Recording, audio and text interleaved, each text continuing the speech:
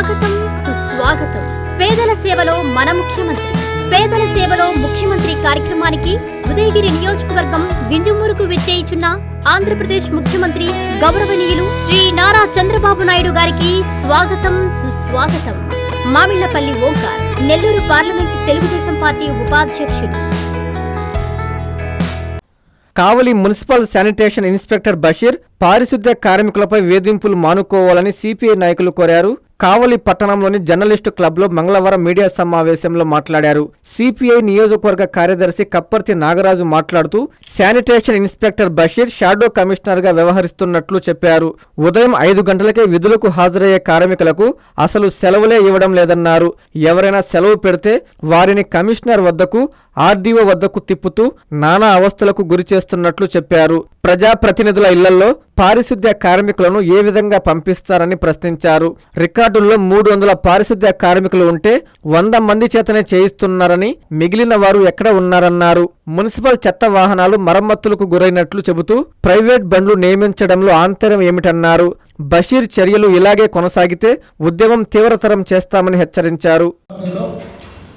Sanitary inspector ఒక shadow ఎమ్మెల్యేగాను వ్యవహరిస్తున్నాడు. దానికి నిదర్శనం ఏంటంటే గవర్నమెంట్ వెహికల్స్ ఉండే కుప్పెత్తుకొని పోయేదానికి ఆ గవర్నమెంట్ వెహికల్స్ని రిపేర్లు అయినాయి అని చెప్పి పక్కన పెట్టి అది అయినాయో లేదో కూడా తెలియదు, పక్కన పెట్టి ప్రైవేట్ బండ్లు నడిపిస్తుంది. ఈ ప్రైవేట్ బండ్లు నడిపించే దాని మీద పెద్ద అవినీతి జరుగుతుంది. గవర్నమెంట్ వెహికల్స్ ఉండగా ప్రైవేట్ వెహికల్స్ ఎందుకు పెడుతుందో కూడా తెలియదు. అది కాకుండా కంపోస్ట్ దగ్గర తడి చెత్త పొడి చెత్త అని ఒక్క బండికి కూడా సరిపోదు. అట్లాంటిది 2 బండ్లు పెట్టి దానికి వర్కర్స్ని విపరీతంగా అవసరం లేకపోయిన 6-7 మందిని 8 మందిని ఈ విధంగా పెడుతుండ్రు. ఆయన ఇంటికాడ ఒక 10 మందిని 6 9 10 మంది ఆయన వర్కర్లు చేస్తుండ్రు. కావలి మున్సిపాలిటీలో వర్కర్స్ దగ్గర 350 నుంచి 400 మంది చేస్తుంటారు. కానీ వర్క్ కాడికి వచ్చేకి 100 మంది 120 మంది చేస్తుండ్రు. ఈ 300 మంది వర్క్ కూడా ఈ 100 మంది చేయలేదని చెప్పి వాళ్ళ మీద ఒత్తిడి చేసి వాళ్ళని తరిమేసేదానికి ఆయన ఏర్పాట్లు చేస్తుంటారు. ఈ విధంగా మరి ఎందుకు చేస్తుందో ఏం చేస్తుందో కూడా అర్థం కావట్లేదు. ఇదే విధంగా మరి కమిషనర్కి తెలిసి జరుగుతుందో తెలియక జరుగుతుందో తెలియదు.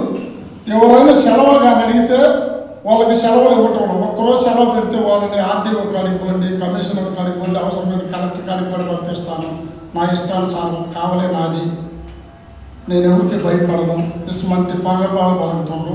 ఈ విధమైనటువంటి శానిటరీ ఇన్స్పెక్టర్ బషీరు ఆయన ఇష్టం వచ్చినట్టు వ్యవహరిస్తున్నారు. ఆయనకు సంబంధించిన మనుషులు ఆయన ఎక్కడైతే ప్రైవేటు వ్యక్తుల దగ్గర పనిచేస్తుండ్రో వాళ్ళకే సెలవులు ఇస్తుండ్రు.